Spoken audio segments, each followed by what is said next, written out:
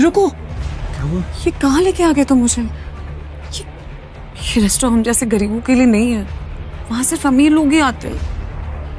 बाबा, एक बार मेरे कपड़ों को तो देखो, रोड पे कटोरा पकड़कर भीख मांगने वाली भिखारन लग रही हूँ मैं। क्या बोल रही है? अभी सुनो मेरी बात, एक बार उस रेस्टोरेंट में खाना खा रहे अमीरों को देखो, उनमें और हम में जमीन आसमान का फर्क है। तुम बहुत सुंदर लग रही हो, ट्रस्ट मी। चलो।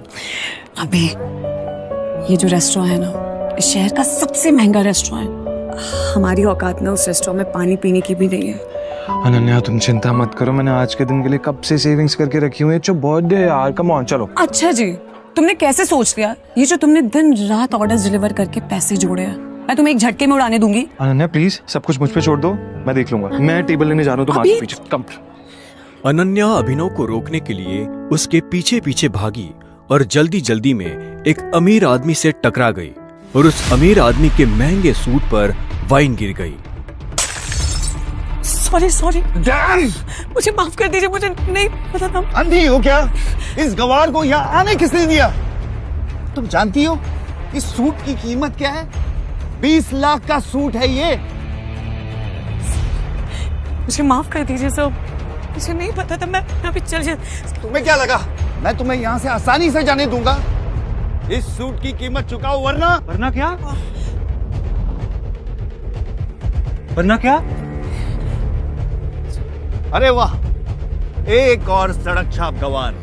लगता है इस रेस्टोरेंट के स्टैंडर्ड्स वाकई में बहुत गिर चुके हैं। अभी क्या भाई? मेरी पत्नी से माफी मांग। मैं माफी मांगू? तुम जानते भी हो मैं हूँ कौन? माफी मांगते और चलते हैं ना यहाँ से। He's the owner of Sikani Industries. Let's go, please. तुझे समझ में नहीं आ रहा? मैं कह रहा हूँ माफी मांग मेरी पत्नी से, अभी क्या अभी? वरना कहीं ऐसा ना हो तू इस दिन के लिए पूरी जिंदगी पछता है। अभिनव की बात सुनकर वो अमीर आदमी गुस्से से तिलमिला उठा।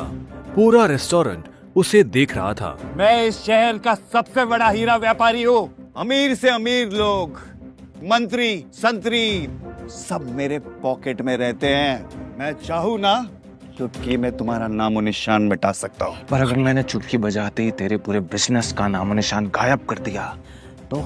जब तक वो आदमी अभिनव की बात समझ पाता, अभिनव ने अपना फोन निकाला और किसी को एक मैसेज भेजा। अगले ही पल उस अमीर आदमी को एक कॉल आया और उसके पैरों तले जमीन खिसक गई। व्हाट?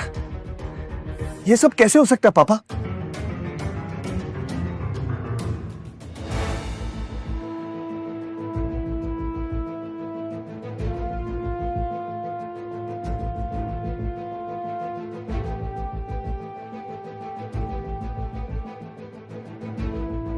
तुमने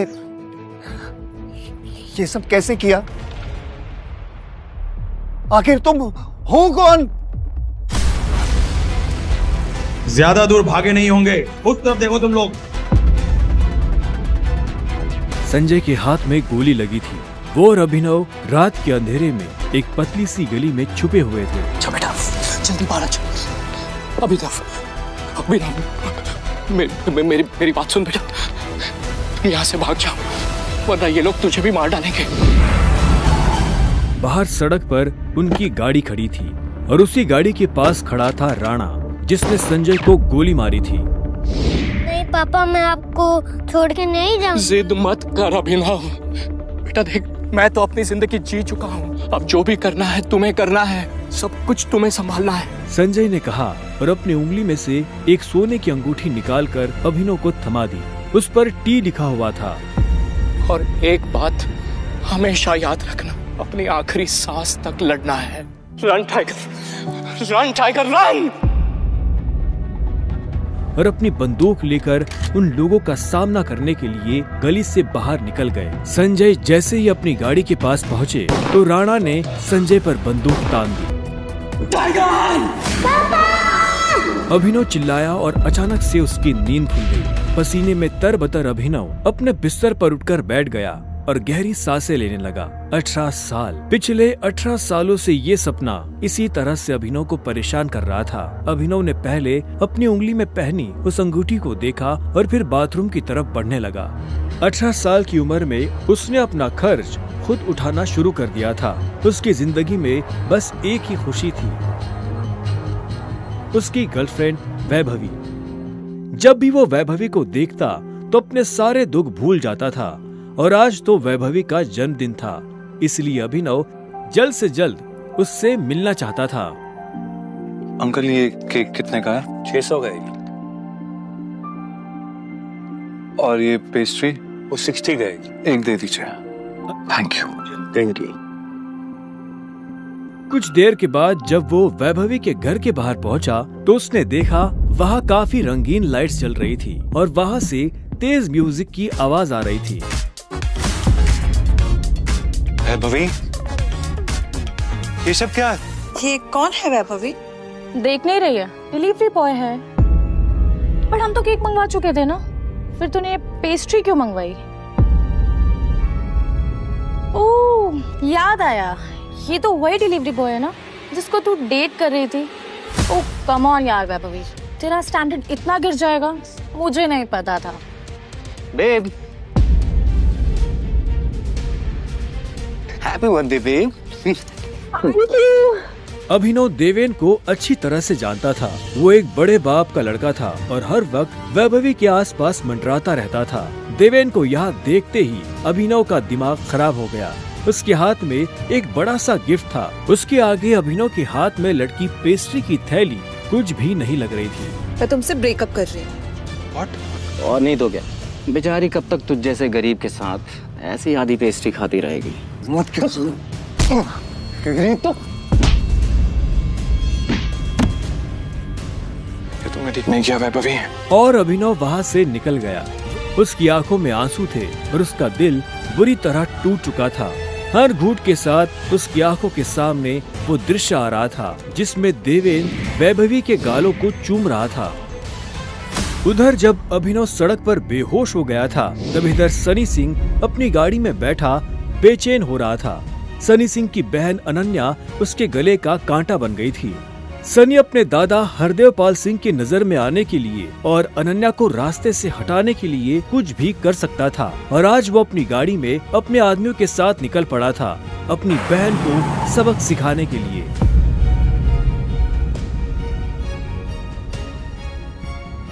सनी के आदमी अभिनव को उठाकर सीधा रूम नंबर 409 में घुस गए। सही कपड़े उतारो और बेड पे लिटाओ उसका। कपड़े उतारो उसका। उन्होंने अभिनव को बहुत आहिस्ते से उस बिस्तर पर लेटा दिया। वहाँ पहले से सनी की बहन अनन्या सोई हुई थी। सुबह जब अभिनव ने करवट बदली तो उसका हाथ एक नरम हाथ से टकरा गया। अभिनव की नींद टूटी और उसने देखा कि वो एक अनजान लड़की के बगल में लेटा हुआ था।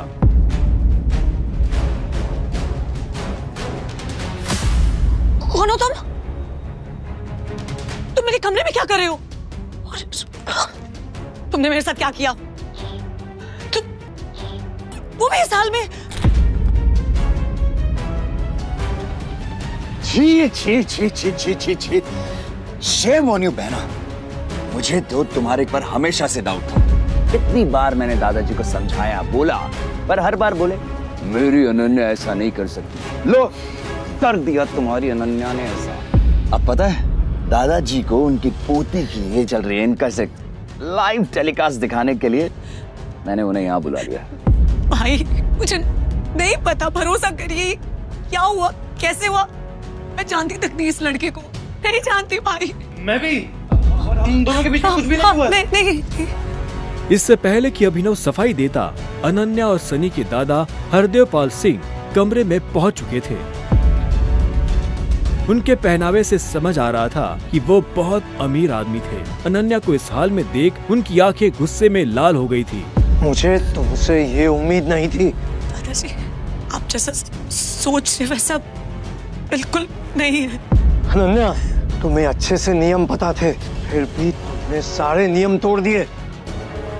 नहीं दादाजी, नहीं। और तू? जब अभिनव की नजर हरदेव से मिली तो उसे लगा कि वो अपनी आंखों के सामने मौत देख रहा है। तूने मेरी पोती के साथ आज से हमारे परिवार के कानून के हिसाब से तू सिंह परिवार का दामाद है। क्या? हम दोनों के बीच में लेकिन कुछ हुआ ही नहीं है। चाची कुछ नहीं हुआ है। कुछ नहीं किया है ना तुम दोनों ने, तो क्या ये था?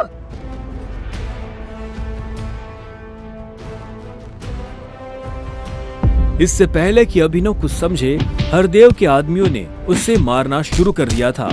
अभिनव हरदेव की उम्र का लिहाज कर रहा था, इसलिए उसने अपने आप को रोक लिया था। अनन्या, इसे हॉस्पिटल भेज देना ताकि शाम को अकरम की पार्टी में आने के लिए ठीक ठाक से तैयार हो जाए। और याद रखना, मुझे शाम को अकरम की पार्टी में ये तुम्हारे साथ जरूर नजर आना चाहिए।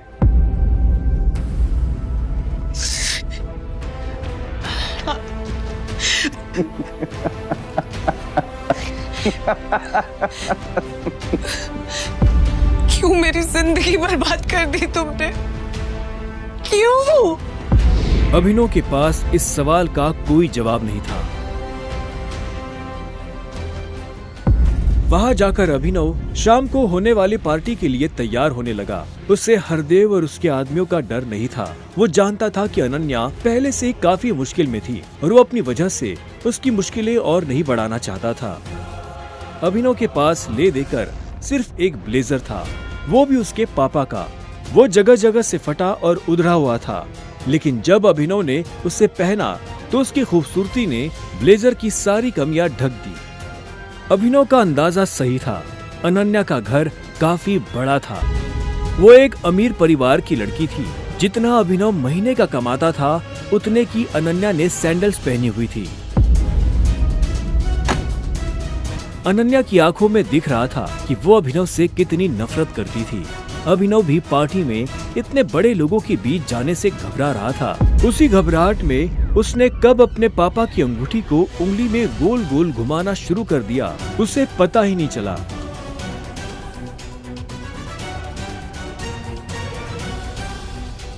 इस अंगूठी को उतार दो प्लीज, बहुत गंदी लग रही। सॉरी, पर ये अंगूठी मेरा सब कुछ है।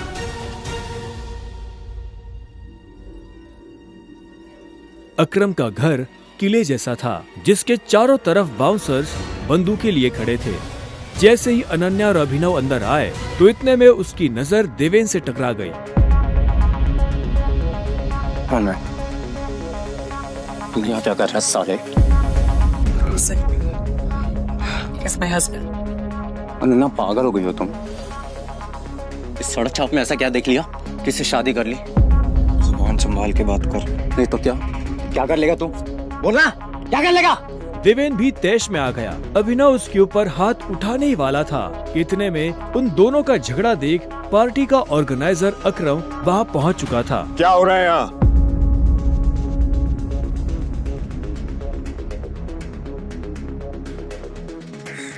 अकरम सर, देखिए ना इस आदमी को, ये क्रिमिनल है, जबरदस्ती अपनी पार्टी में घुसाया। इधर आओ।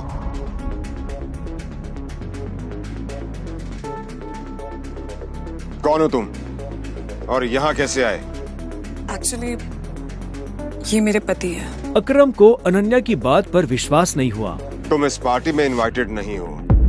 इससे पहले कि मैं पुलिस को बुलाऊं, चले जाओ यहाँ से। Thank you Akram sir. Ananya, तुम भी इससे दूर रहो, साला गरीब कहीं का। रुको। अकरम भागते हुए अभिनव के पास गया और उसकी अंगूठी को देखने लगा।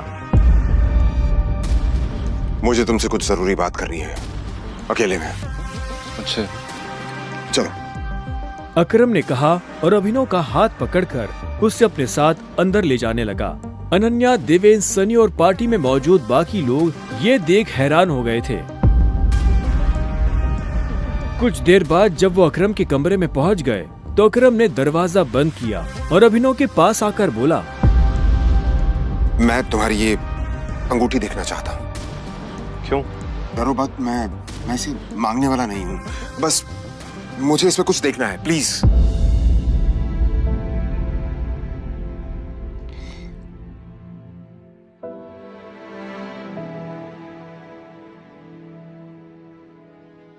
टाइगर,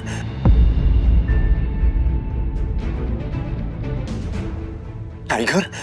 अभिनव ने अकरम के मुंह से ये शब्द सुना तो वो हैरान हो गया। उसे अचानक से अपने पिता के वो आखिरी शब्द याद आ गए जो उन्होंने अभिनव से विदा लेते हुए कह दिए थे। Run tiger, run tiger run. लेकिन अभिनव हैरान था, उससे समझ नहीं आ रहा था कि अकरम ये सब कैसे जानता था।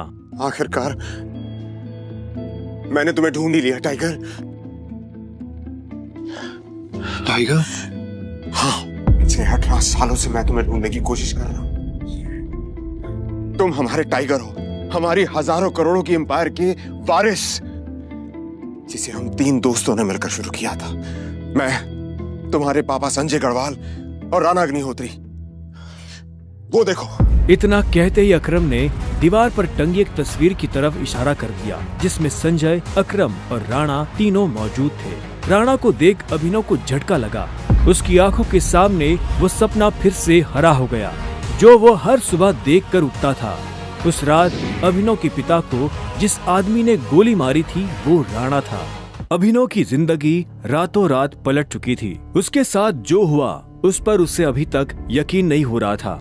उसके हाथ में अपने पिता की तस्वीर थी, लेकिन उस तस्वीर में वो गुस्से से भरी निगाहों से राणा को देख रहा था।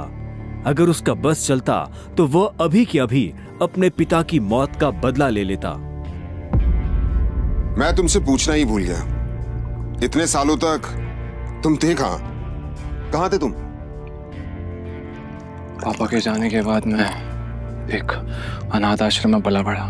कई सालों के बाद वहां से निकला, काम करने लगा ताकि पढ़ाई के लिए पैसे जोड़ सकूं। लेकिन इस दौरान आप लोगों ने मुझे ढूंढा क्यों नहीं? टाइगर, ऐसा नहीं है कि मैंने तुम्हें ढूंढने की कोशिश नहीं की। जैसे कि मैंने तुम्हें बताया कि तुम्हारे पापा के जाने के बाद माफिया वर्ल्ड में अफरा तफरी मच गई थी।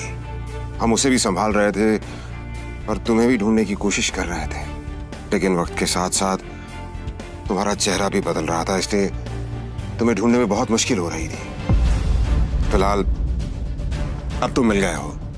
अब तुम्हें देखकर मोंटी और बाकी सब लोग बहुत खुश होंगे। मोंटी का नाम सुनते ही अभिनव को गुस्सा आ गया था। मोंटी एक गद्दार का बेटा था। अभिनव ना तो उस गद्दार के बेटे से मिलना चाहता था और ना ही बात करना चाहता था। लेकिन पापा ने तो मुझे कभी इस माफिया ग्रुप के बारे में कुछ बताया ही नहीं। वो चाहते तो मुझे बता भी सकते थे।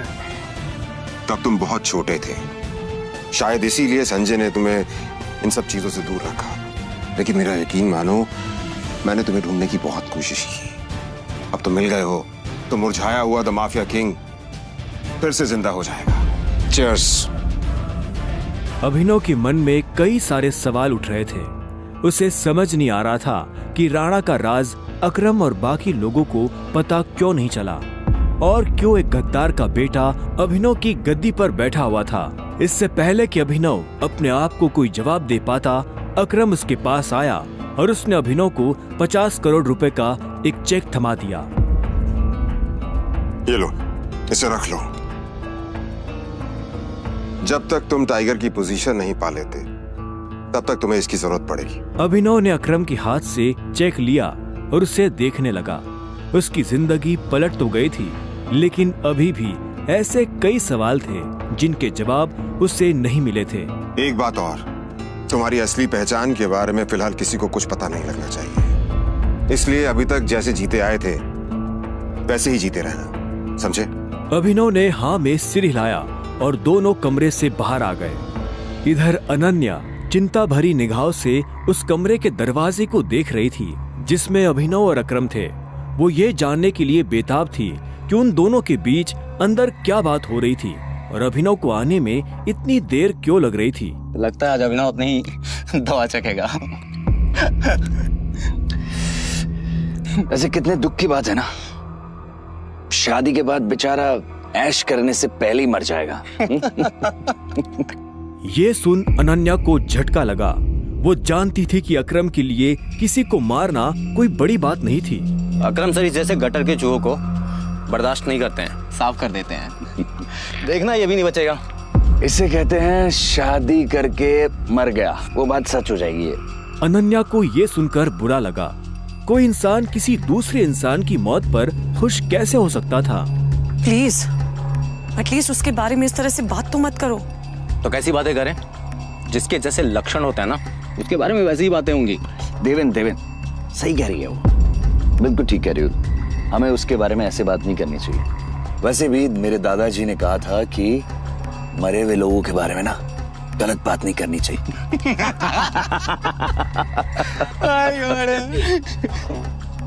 इससे पहले कि अनन्या कुछ कहती, अकरम अभिनव को लेकर बाहर आ रहा था।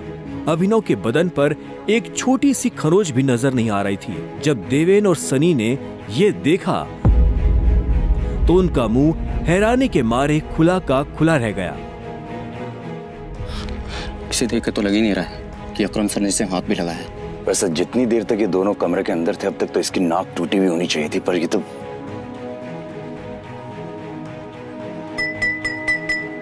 लेडीज एंड जेंटलमैन, मैं आप सबको किसी से मिलवाना चाहता हूं।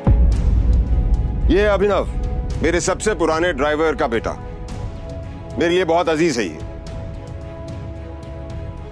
अकरम ने जैसे ही अभिनव का सबसे परिचय करवाया तो देवेन और सनी खुश हो गए, लेकिन अनन्या को यह सुनकर झटका लगा। Enjoy the party please. इतने में अकरम ने कहा और अभिनव को अकेला छोड़ बाकी लोगों से मिलने के लिए निकल गया। देवेन और सनी को अभी तक समझ नहीं आ रहा था कि अकरम अभिनव को इतना भाव क्यों दे रहा था। अभिनव को इस बात से कोई लेना देना नहीं था कि सनी और देवेन उसके बारे में क्या सोच रहे थे। उसकी आंखों के सामने बस रह रहकर अपने पिता की शक्ल आ रही थी। उसे वो रात याद आ रही थी जिस रात को राणा ने संजय को गोली मारी थी। अभिनव को ये भी याद आया कि उसे खुद भी गोली लगी थी, लेकिन उसकी किस्मत अच्छी होने की वजह से वो बच गया था।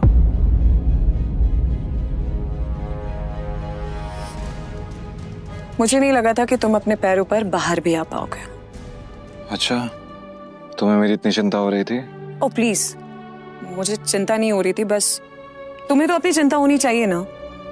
अगर जिंदा रहना चाहते हो तो थोड़ा बच कर रहो। अकरम सर ने तेरे से अंदर क्या बात की बता। उन्होंने मुझसे कहा कि अगर देवेन जैसा कहता तुझसे सवाल पूछे तो उसे जवाब मत देना। देवेन ने उसे गाली दी, लेकिन अभिनव पर उसका कोई असर नहीं हुआ। उसके दिमाग में इस वक्त पहले से ही कई जरूरी चीजें घूम रही थी। इसके बाद पूरी पार्टी के दौरान अनन्या ने अभिनव से कोई बात नहीं की। मेरा घर यहाँ से पास में है, वहीं ले लो। तुमने सोच भी कैसे लिया कि मैं तुम्हारे साथ तुम्हारे घर आ रही हूँ? तुम्हारी हालत ऐसी है तो पता नहीं तुम्हारी घर की हालत कैसी होगी। तुम मेरी पत्नी हो, मेरे साथ नहीं रहोगी तो किसके साथ रहोगी? सुनो, अपनी ये 2 कौड़ी का लॉजिक ना अपनी जेब में रखो। पहले तुम मुझे ये बताओ, तुम मेरे बिस्तर में कैसे आए? ये सवाल तो मैं भी तुमसे पूछना चाहता हूँ। अच्छी बात है, लेकिन मैं तुम्हारे साथ तुम्हारे घर रहने नहीं आ रही हूँ, मैं अपने घर जा रही हूँ, ठीक है? और अगर इन फ्यूचर मजबूरी भी रहे ना तो मैं तुम्हारे साथ तुम्हारे घर में नहीं रहूंगी, तुम मेरे घर रहने आओगे एक नौकर की तरह, समझे? अभिनव ने पहले उसे देखा और फिर अपनी उंगली में पहनी हुई उस अंगूठी को देखने लगा। अगर आज वो अंगूठी नहीं होती तो पता नहीं उसका क्या होता।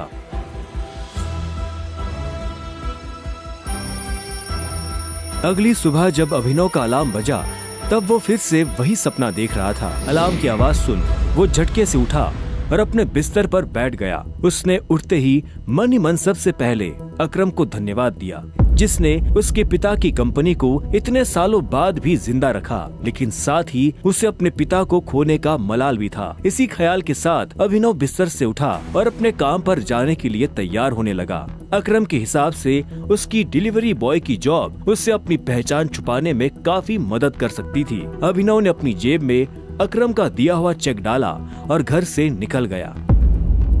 1 घंटे बाद जब वो अपनी बाइक से ऑफिस आया और कॉरिडोर में चलने लगा तो उसे पीछे से आवाज आई, ए डिलीवरी बॉय। यह आवाज उसके साथ काम करने वाले हरीश की थी। उसे ऑफिस में अपना काम करने की नहीं, अभिनव को चिढ़ाने की तनख्वाह मिलती थी। क्या हुआ, कुछ काम है? मुझे देर हो रही है। हाँ, अबे तुझे किसी मीटिंग में जाना है, बॉस तुझे बुला रहा है। और भाई कल तू कहाँ चला गया था बिना बताए? अपने बाप की बारात में गया था क्या? ये सुन अभिनव की नसें गुस्से में फटने को आई थी। वो चाहता तो अभी हरीश के सारे दांत एक मुक्के में अलग कर सकता था, लेकिन उसने अपने आप को शांत किया और उसकी बात का जवाब दिए बिना अपने बॉस के कैबिन की तरफ बढ़ने लगा। Good morning sir. ऐसा क्या है गुड इस मॉर्निंग में? अभिनव के पास इस सवाल का कोई जवाब नहीं था। ऐसे में उसके बॉस ने आगे कहा, कल तुम बिना बताए चले कैसे गए? अभिनव के पास इस बात का भी कोई जवाब नहीं था। वो चाहता तो अपने बॉस को कोई बहाना बनाकर टाल सकता था, लेकिन अभिनव झूठ नहीं बोलना चाहता था। कल कितनी सारी डिलीवरी थी, तुम्हारी वजह से हमारा कितना नुकसान हुआ तुम्हें पता है? पर सर मुझे महीने में कैजुअल लीव तो मिलती है, तो शट अप! काम तो तुमसे होता नहीं है, बस बहस करने चले आते हो। ये कंपनी तुम्हारे बाप की है। ये सुनते ही अभिनव का पारा गर्म हो गया था। उसने गुस्से में अपनी मुट्ठी भींच ली और घूरते हुए अपने बॉस को देखने लगा। घूर क्या रहा है? अपना सामान बांध और निकल यहाँ से। You are fired! अभिनव को ये सुनकर झटका नहीं लगा। असल में वो जानता था कि उसके साथ ऐसा कुछ बहुत जल्दी हो सकता था। उसका बॉस और देवेन एक दूसरे को बहुत अच्छी तरह से जानते थे। कल पार्टी में अभिनव ने देवेन को जिस तरह से जवाब दिया, उन्होंने मुझसे कहा कि अगर देवेन जैसा कहता तुझसे सवाल पूछे तो उसे जवाब मत देना। उससे उसे समझ आ गया था कि आज नहीं तो कल ये होकर रहेगा। ठीक है, कोई बात नहीं, मैं चला जाता हूँ। जो मैंने पूरा महीना काम किया है उसकी सैलरी दे दीजिए। सैलरी? तेरी वजह से हमारा जो नुकसान हुआ उसकी भरपाई अगर मैं तेरी सैलरी से भी करूँ ना, तो भी तुम्हें अपनी जेब से 10,000 रुपए देने पड़ेगी। शुक्र मना कि वो मैं तुझसे नहीं मांग रहा, इसलिए चुपचाप निकल यहाँ से। क्या बोल रहे हो सर आप? क्या मेरे एक दिन आने का 25,000 का नुकसान हो गया? मैं तब तक यहाँ से नहीं जाऊंगा जब तक मुझे मेरी सैलरी नहीं मिल जाएगी। सैलरी दीजिए। सैलरी? रुक, अभी देता हूँ तुझे तेरी सैलरी। उसके बॉस ने कहा और टेबल पर रखी घंटी बजा दी। अगले ही पल कमरे का दरवाजा खुला और 4 बाउंसर अंदर घुस आए। उठाकर बाहर पटको साले को।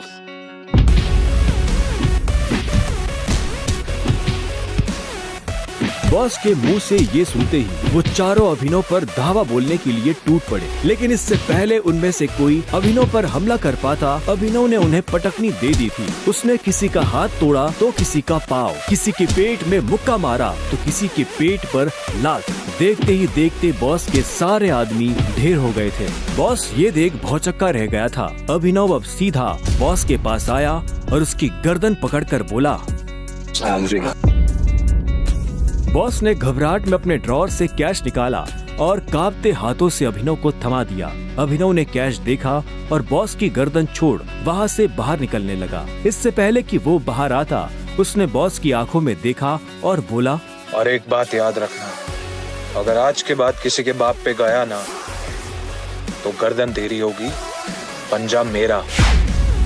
ये सुन बॉस के होश उड़ गए थे। उसे पता था कि अभिनव एक गुस्सेल आदमी है, लेकिन उसने कभी उसका गुस्सा देखा नहीं था। इधर अभिनव भी जब ऑफिस से बाहर आया तो उसे एक अनजान नंबर से फोन आया। अभिनव ने फोन उठाया।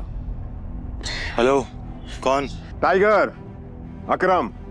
हाँ कहिए। मुझे तुम्हें किसी से मिलवाना है, वो भी हमारे माफिया वर्ल्ड का एक बहुत बड़ा नाम है, और साथ ही साथ तुम्हारे पापा और मेरा जिगरी यार भी, बलराज। मैं चाहता हूं कि बलराज को पता चल जाए कि हमारा टाइगर वापस लौट आया है, इसलिए शाम को साथ में डिनर करेंगे होटल सफायर में। एड्रेस तुम्हें भेज रहा हूं, ठीक है? सी या, बाय। अकरम के मुंह से बलराज का नाम सुनते ही अभिनव के बदन में झुरझुरी सी दौड़ गई थी। उसने बलराज का नाम पहले भी सुना था। इस शहर में बलराज का नाम बच्चा बच्चा जानता था और हर बड़ा आदमी उसके नाम से थर थर कांपता था। ऐसे में अभिनव को भी उससे मिलने में घबराहट हो रही थी। जिस बलराज से वो घबरा रहा था, असल में वो उसी का बॉस होने वाला था। क्या आपको सच में लगता है मुझे बलराज जी से मिलना चाहिए? वो अभी तक बलराज के नाम से कांप रहा था। अकरम भी उसकी घबराहट समझ गया था। बलराज जी, सिर्फ बलराज कहो। तुम टाइगर हो यार, और जंगल में सारे जानवर टाइगर के नाम के आगे जी लगाते हैं, लेकिन टाइगर कभी किसी जानवर के नाम के आगे जी नहीं लगाता। चलो शाम को मिलते हैं, बाय। अकरम के मुंह से ये बात सुनते ही अभिनव का कॉन्फिडेंस बढ़ गया था। वो अब उस टाइगर जैसा महसूस कर रहा था जो जू से निकलकर जंगल में आ गया हो। अभिनव अपने पुराने ऑफिस से निकलने के बाद अपने घर आ गया था। वो इतने आराम से अपने बिस्तर पर आखिरी बार कब लेटा था उसे याद ही नहीं था। वो बड़ी एक्साइटमेंट के साथ कमरे के दरवाजे की तरफ देख रहा था। Pizza delivery. सर ऑर्डर सिर्फ 500 का था, आपने मुझे 1000 क्यों दिए? तुम डिलीवरी वाले बहुत मेहनत करते हो दोस्त, ये 500 रुपए तुम्हारी टिप। Thank you sir. इधर अभिनव उस पिज्जा बॉक्स को ध्यान से देख रहा था। उसे याद नहीं आ रहा था कि उसने आखिरी बार पिज्जा कब खाया था। वैभवी और अपने लिए घर लेने के चक्कर में उसने अपनी कितनी इच्छाओं को मारा था, इसका एहसास उसे आज हो रहा था। लेकिन अब वो रुकने वाला नहीं था। शाम को अभिनव होटल सैफायर जाने के लिए तैयार होने लगा था। उसने ग्रे कलर की शर्ट और ब्लैक कलर की पैंट पहनी थी। अभिनव के पास पहनने के लिए इससे अच्छा और कुछ नहीं था। जैसे उसने होटल को बाहर से देखा तो देखता ही रह गया। उसने आज तक इतने बड़े होटल को इतने पास से नहीं देखा था। रुको, अंदर का जा रहा है? अंदर ही जा रहा हूँ, क्या दिक्कत है? अंदर जाना है तुझे? तुझे क्या लगता है कि मैं तुझे अंदर जाने दूंगा? क्यों नहीं जा सकता मैं अंदर? अभिनव समझ गया था कि चीफ सिक्योरिटी ऑफिसर उसके कपड़े देखकर उसे जज कर रहा था। सुन, मैं तेरे जैसे लोगों को बहुत अच्छे से जानता हूँ। फालतू का तमाशा मत कर, निकल यहाँ से। कैसे जानता है तू मुझे? रिश्तेदार है मेरा। जब मैं अंदर जाने के लिए आया हूँ तो वापस क्यों जाऊंगा? ये होटल क्या तेरे बाप की है? बोलना। ये सुनते ही अभिनव का माथा गर्म हो गया, लेकिन उसने गुस्से में कुछ नहीं किया। वो शांत रहा ताकि लोगों का ध्यान उसकी तरफ ना जाए। अभिनव 2 कदम पीछे हटा और उसने फोन निकालकर अकरम को फोन मिला दिया। हाँ टाइगर, कहाँ पहुँचे? मैं ये होटल की एंट्री पे हूँ अकरम। हमारा टेबल नंबर क्या है? Table number? अरे मैं इस होटल का मालिक हूँ, मुझे टेबल बुक करने की जरूरत नहीं है। तुम अंदर जाओ और आराम से बैठो, बस मैं पहुँचने ही वाला हूँ। मैं अंदर नहीं जा पा रहा हूँ। यहाँ पे कोई ये सिक्योरिटी वाला खड़ा है, वो कह रहा है कि मेरे जैसे इंसानों को अंदर नहीं जाने देता है। वो नहीं, ये कथा। तुम एक काम करो, बस 10 मिनट में मैं पहुँचने वाला हूँ, तो वेट करो, ठीक है? और ये इस ऑफिसर की वजह से मैं तुमसे माफी मांगता हूँ। ठीक, नहीं कोई बात नहीं। क्यों, बहुत हीरो बन रहा था ना? मैंने कहा था मैं तुझे अंदर जाने नहीं दूंगा। अगर प्रधानमंत्री को भी कॉल करेगा ना तब भी नहीं, समझा? चल निकल यहाँ से। अरे वो देखो, तुम्हारा निठल्ला एक्स। आजा मजे लेते इसके।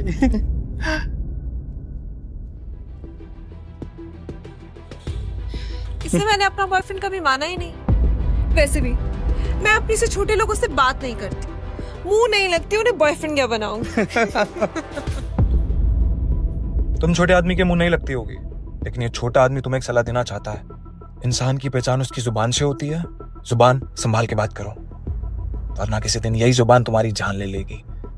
वाह, क्या बात कही है। ताली बजाओ। Very nice. तो फिर तुमसे तुम्हारे पैर क्यों नहीं संभाले गए? यहाँ कैसे चले आए? पिए हुए हो क्या? अकरम ने बुलाया मुझे यहाँ पे। अच्छा, अरे हाँ याद आया। अकरम सर ने उस दिन कहा था तू उनके किसी ड्राइवर का बेटा है, तो यहाँ अपने बाप की जगह ड्राइवर की नौकरी मांगने आया क्या? सही है, लेकिन वो रखेंगे नहीं। तेरे जैसे गरीब को वो ड्राइवर भी नहीं रखेंगे। आए हो मतलब तुम्हें बुलाया नहीं गया? वो उठा के चले आए। भिखारी कहेंगे। आया नहीं हूँ, बुलाया मुझे, अकरम ने बुलाया है। मुझे पता ही था ये कोई पागल है। तभी वहाँ एक काले रंग की चमचमाती हुई महंगी सी गाड़ी आकर खड़ी हो गई। सभी पलटकर गाड़ी को देख रहे थे। अकरम गाड़ी से बाहर निकला और उसके साथ एक और आदमी था।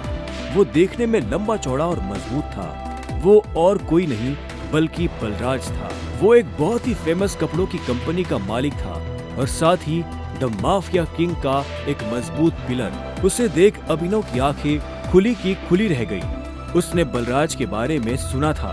क्या आपको सच में लगता है मुझे बलराज जी से मिलना चाहिए? उसे तस्वीरों में देखा था, लेकिन तस्वीरों में देखने और सामने से देखने में जमीन आसमान का अंतर नजर आ रहा था। उसके मन में यह सवाल उठ रहा था कि आखिर बलराज उससे क्यों मिलना चाहता था। क्या चल रहा है यहाँ?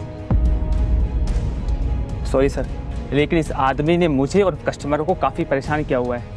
मैं स्टोर को अंदर जाने से रोक रहा हूँ तो ये यहाँ पे तमाशा कर रहा है। क्या तुम्हारी हिम्मत कैसे हुई इसे चोर कहने की? तुम होते कौन हो इसे अंदर जाने से रोकने वाले? ये होटल तुम्हारे बाप ने खोल रखा है क्या? ये मेरा मेहमान है और तू आज के बाद इस होटल के आसपास भी दिखाई दिया ना तो तेरी टांगे तोड़वा दूंगा। Get lost. Sorry sir.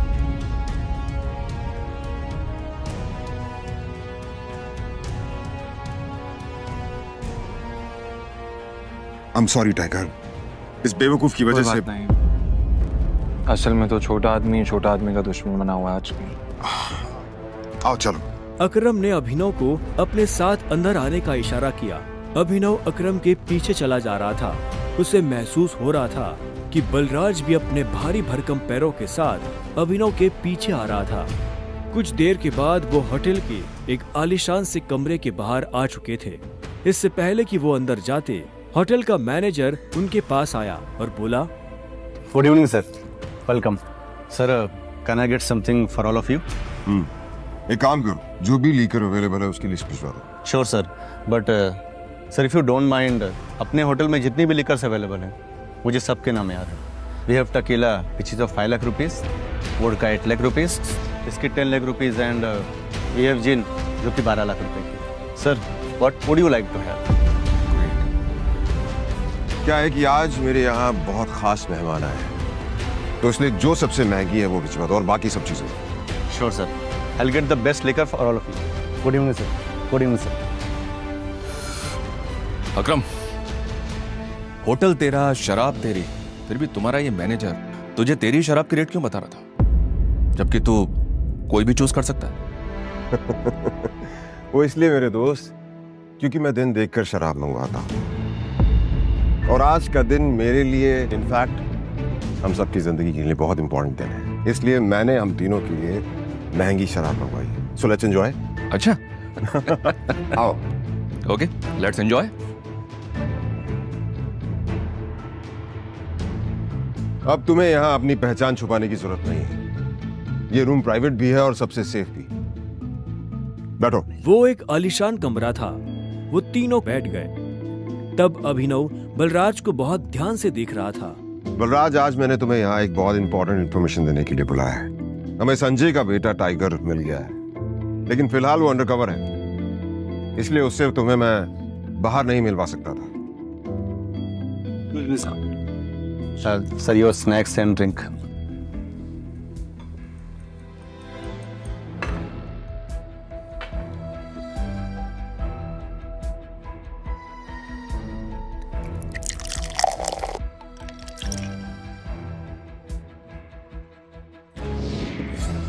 Sir.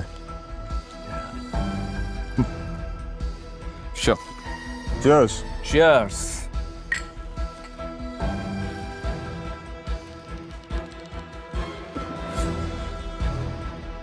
तो यही है टाइगर? हाँ, ये है हमारा टाइगर। और मैं चाहता था ये हमारी टीम के बड़े और भारी मेंबर्स से मिलने, और मिलने के बाद जिस तरफ हम बढ़ रहे हैं उस तरफ बढ़ने में ये हमें लीड करे।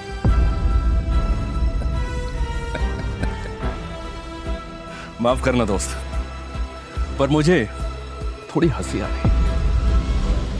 वो क्या है ना, सब कुछ तो तू ही बोल रहा है। हमारा ये टाइगर गूंगा है क्या? हाँ? बलराज, तुम्हें टाइगर के बारे में इस तरह से बात नहीं करनी चाहिए। माफ करना दोस्त, माफ करना। बोलना अच्छी लगी मुझे तुम्हारी। अच्छा,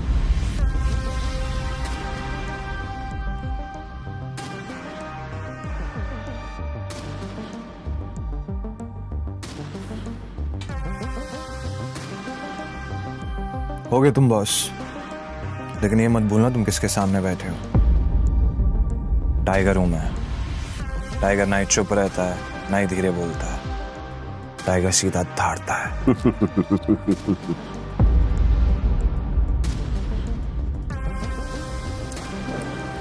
तो तुम टाइगर हो, ठीक है? तो टाइगर ये बताओ, इतने सालों से कहां थे तुम? अब ऐसा तो नहीं हो सकता ना कि इतने सालों के बाद तुम हमारे सर पे आके बैठ जाओ और हम मान लेंगे कि तुम टाइगर हो। मजाक तो नहीं हो रहा है यहाँ? क्यों अकरम, सही कहा ना? और जिस गद्दी की तुम बात कर रहे हो ना, उसको लिया नहीं जाता, कमाया जाता है। आई बात समझ में? अच्छे से जानता हूँ, छीनना मेरे खून में भी नहीं है। मैं इतने सालों से कहाँ गायब था, क्या कर रहा था, ये सब समझाने का तो हमारे पास टाइम नहीं है शायद। और रही बात कि मैं टाइगर हूं या नहीं हूं, ठीक है, तुम तरीका बताओ, साबित कर दूंगा। शाबाश, ये हुई ना बात। अकरम ने मुस्कुराते हुए अभिनव को देखा। उसकी आंखों में अभिनव के लिए गर्व की भावना झलक रही थी। उसने जितना सोचा था, अभिनव उससे भी खूंखार था, लेकिन बलराज के माथे पर शिकन बरकरार थी। उसकी आंखों से पता चल रहा था कि वो इतनी जल्दी अभिनव को टाइगर नहीं मानने वाला था। वैसे भी पूरे ग्रुप में अगर बलराज किसी चीज के लिए जाना जाता था तो वो थी उसकी जिद। वो इस बात को नहीं पचा सकता था कि कल को एक बच्चा उसके सर पर बैठकर राज करे। सिर्फ अकरम की शाबाशी से काम नहीं चलेगा प्यारे, पर मैंने अभी एक्सेप्ट नहीं किया है कि तुम टाइगर हो। तुमने कहा कि तुम साबित कर सकते हो कि तुम टाइगर हो, तो ठीक है, मैं तुम्हें चैलेंज देना चाहता हूं। ये क्या कह रहे हो तुम? Relax Akram, relax. Let's fight, लड़ते हैं। अगर तुम जीते तो हम मान लेंगे कि तुम टाइगर हो, लेकिन अगर तुम हारे तो हमसे कुछ पैसे लेना और गुड़गांव से कहीं बहुत दूर जाकर सेटल हो जाना। बलराज, क्या कह रहे हो तुम? ये सही नहीं है।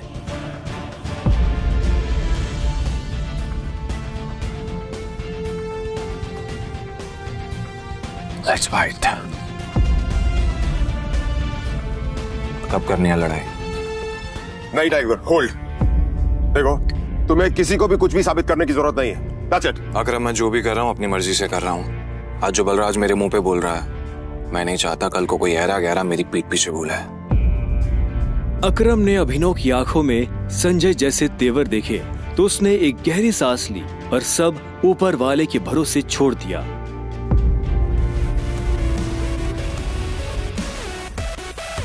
लगभग 1 घंटे के बाद बलराज अभिनव और अकरम के साथ अपनी प्राइवेट एरेना में आ गया था। ये वही एरेना थी जहां पर बलराज अक्सर लड़ाई किया करता था। उस बड़ी सी एरेना में उन तीनों के अलावा और कोई नहीं था। एक बार फिर सोच, मैं आज तक इस रिंग में हारा नहीं हूं। तुम इस रिंग में आज तक इसलिए नहीं आ रहे हो बलराज, क्योंकि तुम्हारा सामना आज से पहले संजय के बेटे टाइगर से नहीं हुआ था। तो अकरम मियां, किस पर दांव लगाओगे?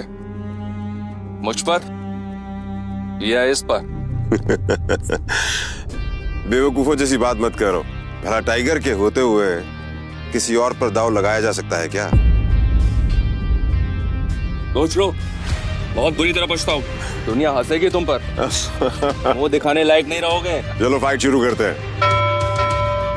अभिनव ने बलराज को ऊपर से नीचे तक देखा। वो देखने में भारी था और अभिनव उसके इसी भारीपन पर वार करने वाला था। दोनों के बीच लड़ाई शुरू हुई।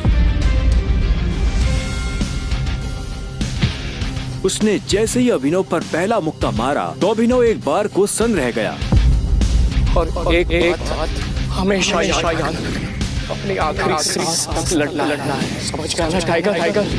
ये किसको लेकर आ गए? ये हम पे राज करेगा? हाँ, मैंने कहा था ना कि कोई भी हमारे सर पे आकर बैठ जाएगा और बोलेगा कि मैं टाइगर हूं, और हम मान लेंगे। बिल्कुल नहीं। Come on. उसका मुक्का अभिनव की नाक तोड़ता उससे पहले ही अभिनव को होश आ गया और उसने अपना सर नीचे झुका लिया। बलराज का मुक्का खाली गया और वो पलटकर अभिनव को देखने लगा। अभिनव गंभीर था। उसे याद आ रहा था कि बचपन से ही उसके पिता संजय ने उसे लड़ना सिखाया था। बलराज को इस बार गुस्सा आया।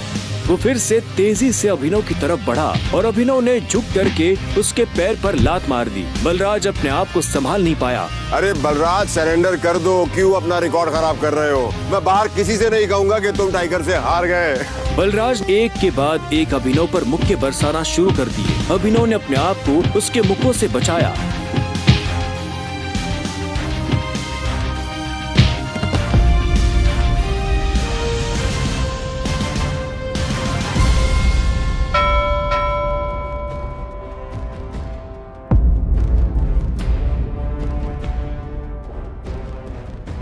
अभिनव ने बलराज को छोड़ा और चुपचाप रिंग के कोने में जाकर खड़ा हो गया। बलराज ने मुश्किल से अपने भारी भरकम शरीर को उठाया और दर्द में कराहते हुए बोला, अकरम, मैं जानता तो बहुत खुश हो गया आज। बलराज की कमर में मोच आई थी और उसने हंसते हुए अभिनव से कहा, कहाँ से सीखा ये सब?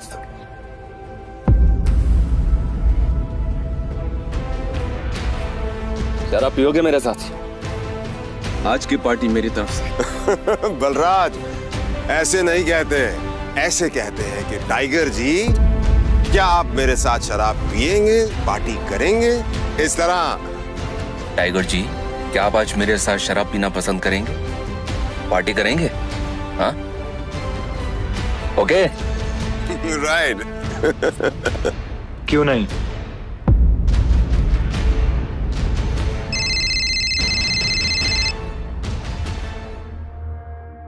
हाँ नन्ना। देखो, मेरे मम्मी पापा आ गए हैं। जो कुछ भी हुआ है उन्हें सब पता चल चुका है। वो तुमसे मिलना चाहते हैं तो तुम जहाँ भी हो अभी कभी घर आओ। क्या अभी? हाँ, तो इतनी हैरान होने की जरूरत नहीं है। जो किया अब उसे भुगतो। वैसे अकरम, बलराज, अभी तुम लोगों के साथ नहीं चल पाऊंगा। मुझे घर पहुंचना है, मेरे ससुराल, मेरे सास ससुराल में। ससुराल? तुम्हारी शादी कब हुई? लंबी कहानी है, कभी और बताऊंगा। सब ठीक तो है ना? हमें मोंटी को बुलाकर बता देना चाहिए कि नहीं बलराज, अभी फिलहाल इसकी असली पहचान किसी के बारे में पता नहीं चलना चाहिए, और किसी को पता नहीं चलना चाहिए कि टाइगर लौट आया है। ठीक है? मोंटी जो कर रहा है उसे करने दो। चलो मैं निकलता हूँ। और अकरम, तुम्हें याद है ना मुझे वो नई नौकरी के लिए? डोंट वरी, तुम्हारा काम हो जाएगा। ये सुन अभिनव ने अकरम और बलराज से हाथ मिलाया और वो बाहर आ गया। उसने अपने जाने के लिए एक कैब बुक कर ली थी। टाइगर, ये लो,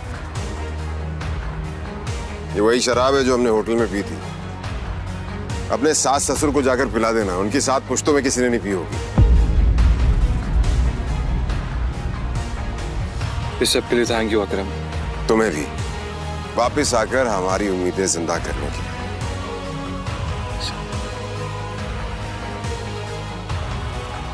अब आजा, कि अंदर रिंग में ही रहेगा। कुछ देर के बाद गाड़ी अनन्या के घर के बाहर आकर रुकी। अभिनव नीचे उतरा और गहरी सांसें लेते हुए घर के अंदर पहुंच गया।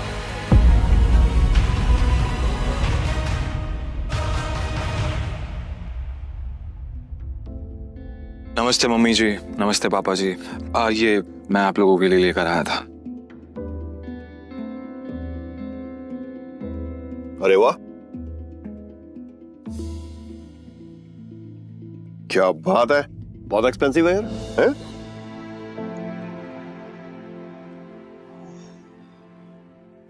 क्या खुशबू है, देख।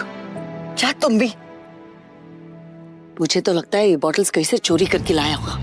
तुम्हें लगता है इसके जैसा आदमी इतनी महंगी शराब अफोर्ड कर पाएगा? और तुम ये सब क्यों लाए हो यहाँ पे? हमारे बेटी के साथ जबरदस्ती करने के बाद हमें रिश्वत देना चाहते हो तुम? वो भी चोरी की हुई शराब? सॉरी, लेकिन ना ही मैंने किसी के साथ जबरदस्ती की और ना ही कोई चोरी की है। अच्छा, तो फिर मेरी बेटी के साथ तुम्हारा भूत आया हुआ था? तुम ये सब इसलिए कर रहे हो ना ताकि तुम मेरी बेटी की जायदाद हड़प कर सको?